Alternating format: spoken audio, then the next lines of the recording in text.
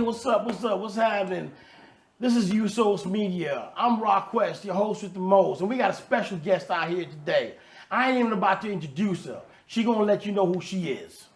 It's the one and only Bud Girl Down Under, Queen Quashani. Thank you so much for having me. That's what's up. That's what's up, sister. It's good to be here, RaQuest. Yo, we happy to have you out here. What's your background? What nationality are you? Oh yeah, so my story begins in the heart of Southern Africa. I was born in Zimbabwe. Yep. But I also have family from KwaZulu-Natal in South Africa, on my mom's side, and on my dad's side, Mozambique and Tanzania. So I identify with all of those countries. Those are my people. Wow, that's powerful. Yeah. Yes. You know what I mean? That's proper blackness from all different sides, and that's a lot of power. Yeah, real African. Yeah, so you were saying South African, so I'm guessing you got a little bit of Zulu in you? Absolutely. Oh, that's what's up. The Zulu blood is strong in this one. Wow, that's what's up. You know what I mean? And so how long you been out here in Australia? You were saying you were born in Zimbabwe. Yes. How long you been out here now for? I have been blessed to call Melbourne home for a little over 20 years now, so 2 decades solid. Wow. Yes, when I came with a suitcase full of hopes, dreams and aspirations, literally 3 pairs of shoes, because that's literally all they will allow you in baggage. And yes, many pairs of shoes have been bought since then. So my question is, who is Quashani? Quashani is tenacious. Quashani is diligent. She's hardworking. She's talented. She's versatile. Yeah, she's a queen. She's a queen that's just here doing it all and living my best life, Ra. Living my best life. I hear you with that. Yeah. And what's the day-to-day life like for you?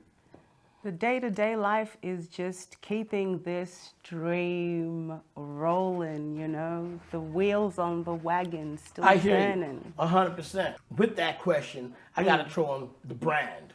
How would you describe your brand to us? The brand is authentic. There you go.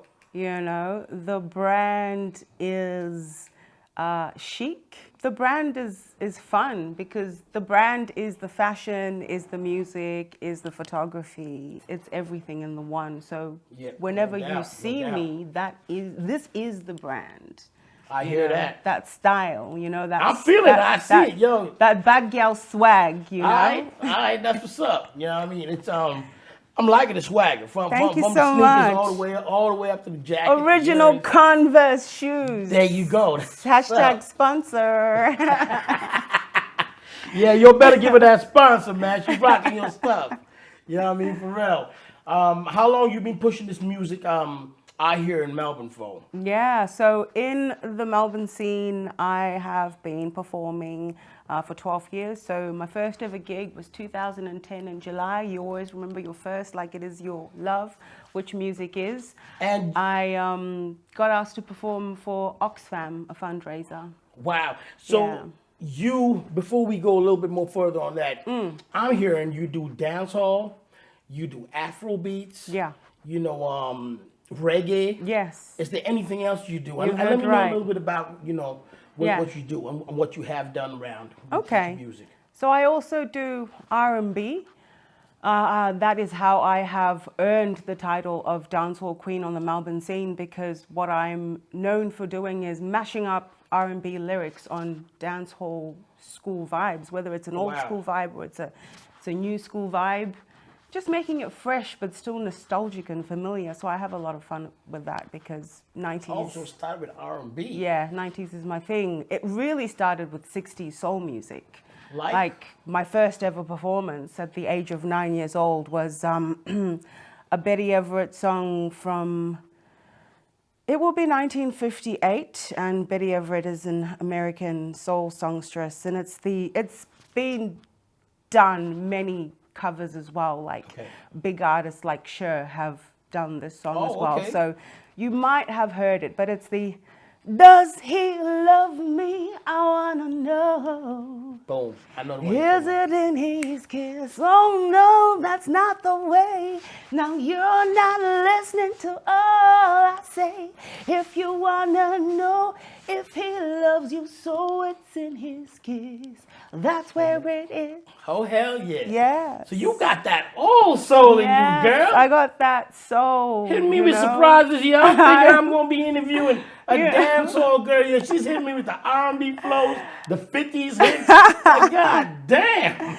This dancehall queen grew up in the church. So, you know, lots of singing in the church, lots of singing in like school choirs, you know. Wow. Lots of singing at like school competitions, you know, a cappella style, you know, Fugees were very big at that point. But yeah, music has always been my life, RaQuest. How would you describe the dancehall scene in Melbourne? The dancehall scene in Melbourne is ever growing. It is, you have to come and experience it. Like, once every month, we've got I Love Dancehall. I mean, that's just a slice of part of the culture because there's so much more to be experienced than just that night. But just that night would be a good start, and I highly recommend it for anyone. If you want to come through, have a good time, experience Jamaican culture through music in Melbourne. That's the spot to be. And what's the spot called again? I Love Dancehall? I Love Dancehall. It's run by Sophia. It's been going for 12, coming up to 13 years now. Wow. And it's now at the Dove Club in Melbourne. Club. I'm gonna have to have a look at that. See, all of Come y'all that heard that, go support. Yeah, man. Melbourne dancehall and reggae music out here. Come through. You come through as well, RaQuest. We get you on the VIP. Bow, I'm down with that. I'm down with that, for real. You have the dancehall. You performing out there? Oh yeah, I'm performing out there. I've been performing out there since 2012. Like, I've just celebrated my 10-year anniversary in the dancehall last month. I think I did see you last year at the Reggae Festival that they have out here in Australia. In Melbourne. You talking about the Jamaican Music Festival? Yes. Music Festival. Yes. That was amazing. Feels like it was last year, but that was February. Wow, because the next one coming up on the 10th, I guess that's why I was feeling like it was last year to me. Yeah, and then I'm like, was it even March? But it was February. I'm sure it was February. So it was early on this year, and we got the next one coming up next month. Yes, next month, 10th of December, come through. I got a set. Your girl is doing some old school nostalgic stuff as well as some new stuff off the album. That's what's up. So now does your background pretty much inspire your music? Well, and your goals, not just music, and your goals. Yeah. Well, when we say my background is my upbringing, and I wouldn't be doing my parents a service if I didn't shout them out, like, you know, give thanks I'm here because of them for pushing through. But my dad had a very eclectic taste in music and a very large music collection. So my curiosity led me to learn 60s soul music and to appreciate rock or reggae or roots. There was all sorts in there, soul, like blues. And on the fashion side, my mom had a fashion house in the 90s called Shashiko, and I always really admired that. So I've also really had that strong background. So when we say, does my background inspire my music or my artistry? That is my background. So yes, because I'm living out my destiny, so to speak. I hear you saying. Can see as far as the fashion on your whole style and vibe and feeling. I'm liking it. And it's different. You really got to be in the fashion to, you know, pull off this look that you got. Thank you so much. Which is really dope. Yeah. For real. Now I'm hearing beside you dressing up with some really cool stuff, what do you got to do with fashion? Do you make anything, any kind of clothing, or is there anything of that going on in your life? Absolutely. Like, I am a fashion designer. I started off making accessories that I would wear on stage. I've had collections that I've launched. I've had runway shows in the dance hall where I've showcased my fashion. This is hand painted and designed by me, and this is like an original design I created in 2013 for the first ever Africa's Got Talent competition. Whenever I'm on stage, I like to wear my accessories or my design, so I'm always really pushing either my fashion design or my style.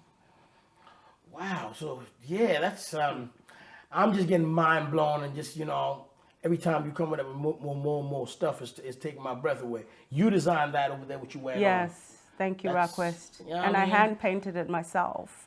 And, you know, I'm just going to say this one is for the kids, for the youth, you know.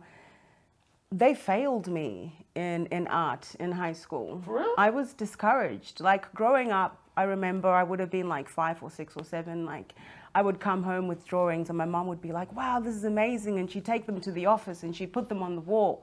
And other colleagues would be like, oh, that's amazing. Who did that? She'd be like my daughter, and she was so proud. Then when I got to high school and I failed art, I didn't understand why I wasn't like good enough.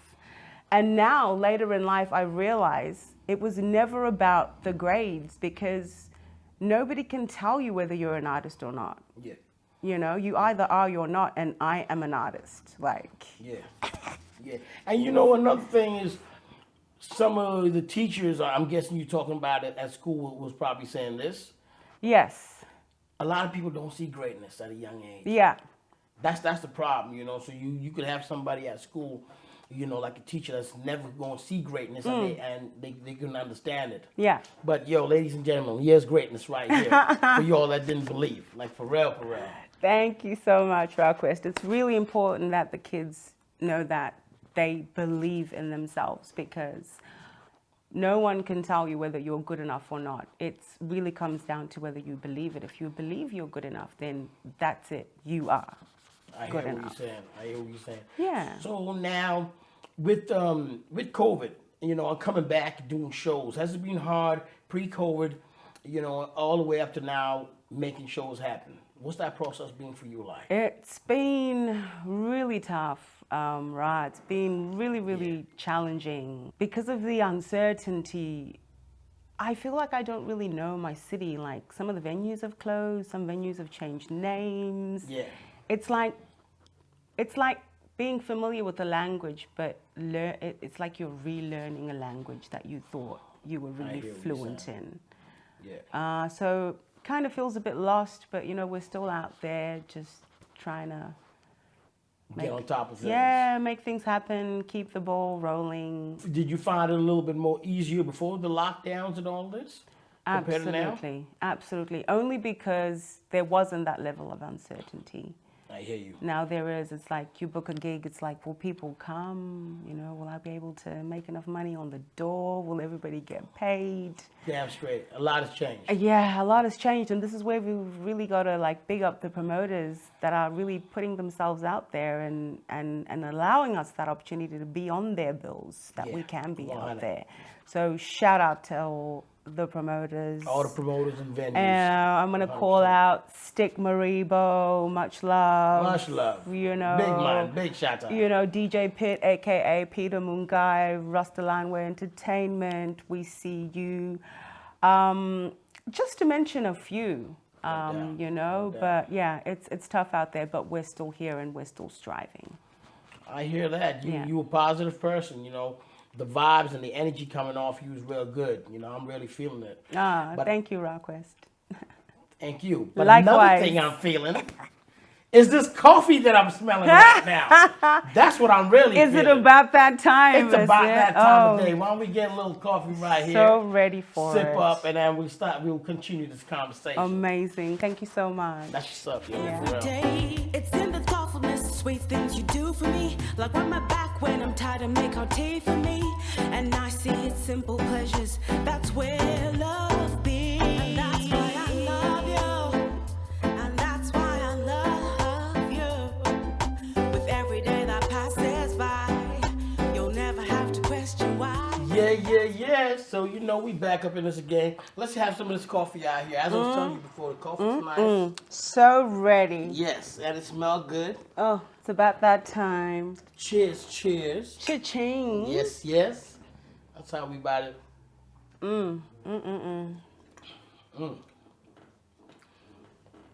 I like coffee. You know what I mean? It's the only place I be drinking it because I'm a green tea type of dude. Okay. You know what I mean? Okay. But yeah, I mess with this. I like the smell of this. It ain't too bad at all. Okay, okay. I used to be one of those doesn't drink coffee people until 6 years ago. We're blaming that on occupational hazard. Anyways, I do drink coffee now and I do really enjoy it. I like to start my mornings. That's what's up. That's what's up. Yeah. So, what's your recording process like out here? How you get about it? Do you first of all find a beat, start writing, or you first of all you've got songs written and you go searching for a beat? You know, let me know what's that process like for you. You know what I mean? Fair to say it's always dependent on what the outcome of the project is. For example, I released the Bud Girl Rhymes EP a couple of years ago. That was all like original music based on like literal true stories, my life. You can get that on all platforms? On the all album? platforms, yes. Right I'd be on. heading to Spotify, YouTube, and Apple Music right now, That's what's up. and other platforms. Yeah, when we created that, it starts with the poetry and the melodies, and then the music is created for it. Whereas with the album, it started more with ideas of vibes of songs we wanted to create, like we want a dancehall vibe, and then, you know, when it comes to my bit and I have to write the lyrics, it's like I'm writing out a story because I'm feeling out that vibe. And the idea for the Rising track was always, it's a dancehall debut track and we want it to tell a certain story. So sometimes it is very specific. Other times it's just really fun because the producers created a rhythm. I'm going to take this opportunity to shout out Elliot Treves of Anoasis Studios, who has created the Rising album. 2 more singles to go, guys, so watch out, you know. Keep an eye out on this It's on space. the pop. It's coming. Yeah, it's popping, it's coming. With that one of the tracks we wrote was literally very spontaneous for me with the lyrics. It was just like, I could hear the rhythm, he was creating it, I'm vibing, I've already got a hook. You know, you go into the studio and boom, you've literally laid the vocals for the whole track. Yeah. Like other times it's, I get the rhythm and then I get to take that away home and I stew on it, you know? I'm literally, could even sit on it for weeks. Yeah. Until I'm like, yeah, I'm ready now. I think I'm ready to go into the studio. So it really depends. Yeah, it just depends on the vibe that you Yeah, get. yeah. All right, that's what's up. Yeah. No doubt. Have who have you worked with out here in Australia? Any big names independently or you know, majors? Who have you worked with out here in Australia? So back in the early days, before I even had a name, I worked with Gangsta Shadow. I did some backing vocals for him. So he's in the hip hop scene. I've also worked with Matt Graham of Tort Tribe, many other bands as well, just vocally on stage, because you know it's not just about recording and the music, we're just like putting out there. It's also about performance and being out there, so to speak. Irie Band, they're a big reggae band. They've been around for ages. I used to, you know, I did a stint there. Another band, Elemente, with Ross Jonah. Ross Jonah, yeah, I've heard of him. So, you know, when I started out, it was very stripped back. It was more acoustic. Okay. So 2 guitarists, or a guitarist and percussion. I got my vocals, and then it kind of became, hey, let's mix it up. You know, I start getting invited to perform at like reggae or dancehall nights, and it's like, oh, you know, writing over rhythms, you know, and then it's like, oh, we've leveled up, you know. I've always regarded myself as a singer, songwriter, vocalist. Yep. But somewhere along the line, I decided I just didn't want to be known as a soul singer. I'm going to mix it up and I'll start rapping, you know. And the next minute, you know, people are like, oh my God, I really enjoyed your set. You're a really great rapper. And I'm like, I'm not a rapper, but oh my God, it's such a huge compliment for somebody to say that. So just leveling it up, you know, keeping it versatile, whether it's reggae, dancehall, R&B, pop. You know, who knows? You could even find me on a country track, you know?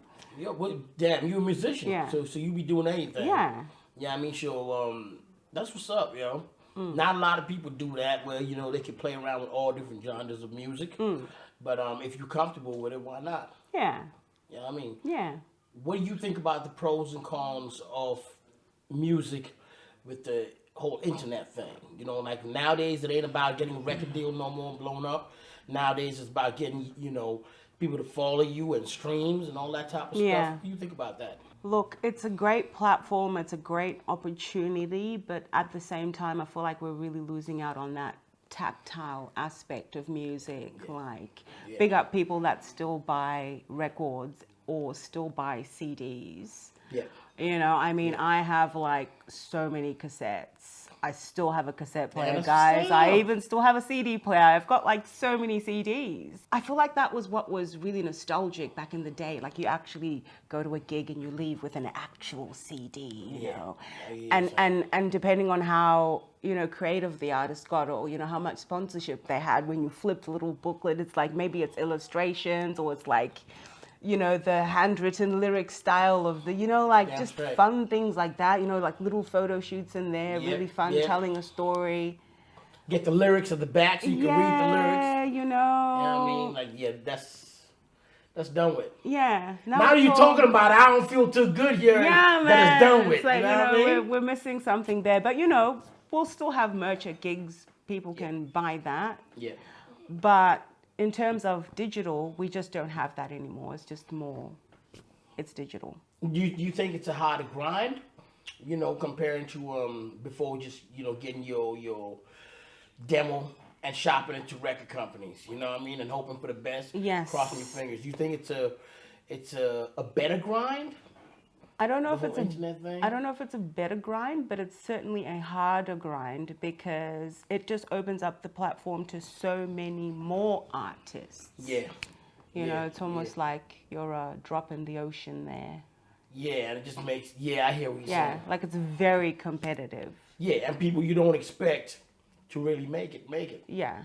So, if you could travel back in time, what would you tell your young self? Just to keep believing, you know? I mean, I think my young self still believes that. Like, I'm still here, you know? I hear you. Striving. Just to keep going. Yeah. Keep going. Keep it real. Be authentic. Be myself. Mm-hmm. Yeah. Who would be one artist that you've grown up listening to or you like now? Matter of fact, give me two artists, and it could be any genre. It could turn around. It could be, you know, hip hop, reggae, R&B, dancehall, Afrobeats, country. It don't really matter. Give me two artists that you would like to work with. Whoa, two artists I would like to work with. Yeah, and they could, now don't forget, they could be independent or they could be a major artist overseas. It doesn't matter. Who would you love to work with and get into the studios with? Whew. But I've always wanted to be on a track with Busy Signal. So, hey, bad girl, let's go. No doubt. That's what's up. So, that's one. Give us one more. Maybe a female artist. Man, it is tough because I don't know that it's something that I've ever really thought about. Like, you know, I have idols, artists that I admire, but in terms of like working with. It could be independent or major. Any independent artists out here in Australia that you were like, yo, they fire. I'd like to work with them. Yeah. You know what I mean? True. You know, I've always wanted to work with Shutters. If we're going to talk locally, we've already been in the studio, and they're a Melbourne dynamic duo there, originally from Zimbabwe, so you know my people. But I've also always really, really wanted to work with Empress Candice. Reggae songstress. Only because I really love what she does in terms of reggae and really keeping it roots. I hear you. You know? I always want to be an artist that's paying homage to roots. And yeah, she would be the other artist. That's what's up. Yeah. That's what's up. That sounds dope. I'm going to have to go and search her up. I'm going to do that straight after. Later on today sometime. Yeah. So where can we find you? Where can we find your music? Where can we find, just tell the people over here your social media account names and how can we find you? Yeah, so it's QUASHANI BAHD, and that's QUASHANI BAHD, the one and only Bud Girl Down Under. And that's across all platforms, you know, to keep it uniform. And yeah, I always make a joke and say if you just put it in the Google, you'll get the works there. But you can pretty much find my music on all platforms, and that is literally all platforms. No doubt. Yeah. And pretty much, what are you putting into your music? What are you trying to portray in your music to let people hear and listen to and feel? What are you trying to do, like as far as it goes right back to your brand? When you putting down your songs, what are you trying to tell the people? Or do you just go with what's inside you? Yeah, yeah, absolutely. You know, I'm always just trying to stay true to me, and also as an artist, I'm also telling stories. Yeah. So it's all stories. And yeah, check it out. You won't be disappointed. No doubt. And who you inspire? Who is one of your best reggae artists that you grew up listening to? See, when we talk of growing up, I didn't... Coming up as a youth. Yeah. You would have heard around your house, maybe Yeah. your mom and dad playing. Yeah. You know, someone who you turned around one day and said, hey, I like this genre of music. Yeah. You know, I want to do something or try to write like this or be a part of this music culture. Yeah. Who's one artist that you would give? It wouldn't be a reggae artist. I would, you know, pay homage to my R&B roots, and that artist would be Lauryn Hill. Wow. Yeah. You know, before when I asked you the question of who you like to work with, yes, right? Because you got her vibes. Yeah. I was waiting for you to actually tell us, oh, Lauryn Hill, I like to get into the studios with her.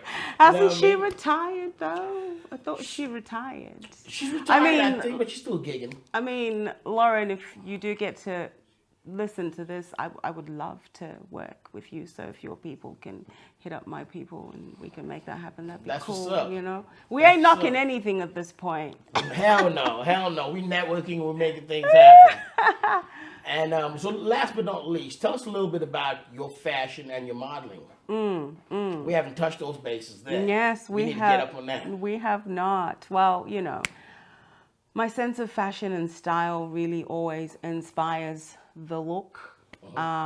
Being a photographer means I also like to document my own look. I saw your Instagram. That's lit. That's lit. Thank you, RaQuest. Thank you. That's what's up. You know, Instagram feeds, stories, reels, always popping. I just really love photography when it's like high contrast, high resolution, you know, there's that vibrancy. I really love colors. And in 2020, in the middle of lockdown, I got to shoot the Bud Girl Rhymes EP cover. Wow. And that is some of my most proudest work. No doubt. Yeah, got to collaborate with a fashion designer on some of the fashion. Some of the other fashion was fashion that I'd made, and wow, the styling was all my concept. And yeah, did the photography for it as well. And that's big. Yeah. So that's what you were doing around the lockdown time. I was making the most of the time during the lockdown time. Yeah. Did you write and record at home? No, I didn't get to record, but you know what? I got to start DJing again because I'd had my debut in 2000. Yeah, hold on now. You holding back on us. You holding back on us. You better hold tight right now. So I'm hearing model. I'm hearing, you know, a clothes designer, fashion designer, MC, singer. Yep. You know, R&B, dancehall. Yep. And then you hit us with DJing. Why are you holding back on? And I also dance as well. It's just For real. been bit of a long time with the lockdowns. It's kind of hard to get to training, but yes, I'm doing all those things. We're about to pull up and see you dance. We're going to have to pull up and see you dance. For real. DJing, how long you been doing that for? Oh, man. How long have I been DJing for? Officially since 2017 when I had my debut, but then it's like I DJ'd that one time and then never DJ'd again. Because of lockdown. And then lockdown kind of inspired me to be like, hey, why am I not doing this? So I started doing all these live streams, which I'm still getting a lot of love for. Thank you so much, friends, family, and fans out there. Like, people are like, you really got us through the lockdowns. I had like first Friday of every month party that I did. and I called it a pajama wine, and people would just like come through in the streams and just be in their pajamas or dressed up with their drinks or not, just having a good time. So That's dope. That's dope. yeah, yeah. But you know, when we talk about DJing, I have to pull it back to the 90s, because in the 90s we were like recording mixtapes of live radio, and that involved tuning in to your one show that aired that one time a week, that one day a week, and literally, if the timing was right, they played your song, you got to record it. I didn't have a mic, and my aunt taught me that I could use headphones and a mic jack, so I just spoke into that like a presenter and did my mixing. Right. And then you got your A side and your B side, and the cassette is done. And then there was that one time my uncle recorded over my cassette. Wow. Yeah. That's hurtful. It wasn't a good day for him. I remember chasing him around the front yard with a broom going, I'm going to kill you! Damn. I was ready to hurt a man. I hear you. His life was spared in the end. He's still alive, still But breathing? yeah, still alive, still breathing. Love you, Uncle Fungi. But you know, that's where my love for DJing started. Okay, that's what's up. Yo, I've had a blast with this interview, you know what I mean? Dancehall queen of Melbourne, or I should say Australia. You know what I mean? This was a lot of fun, you know, for real. This was a lot of fun. Thank you so much, Rob. Yeah, for real. We're always here to real. support, you know, our people, you know, black people down under, you know, that's doing their thing. And we know how hard it is as an independent artist trying to get out there. So big up, you know what I mean? Stay blessed. You're going to get it again. Much. We're going to be following you, you know what I mean? Any other shows you got, we're going to be there representing you. Thank you so much. No doubt. Shout out to USourceMedia. So yeah, USourceMedia here, your host the most, RaQuest from Get 'em Entertainment. You know what I mean? We love interviewing this woman over here. Support independent artists. We're going to see you on the next. Peace! You never have to question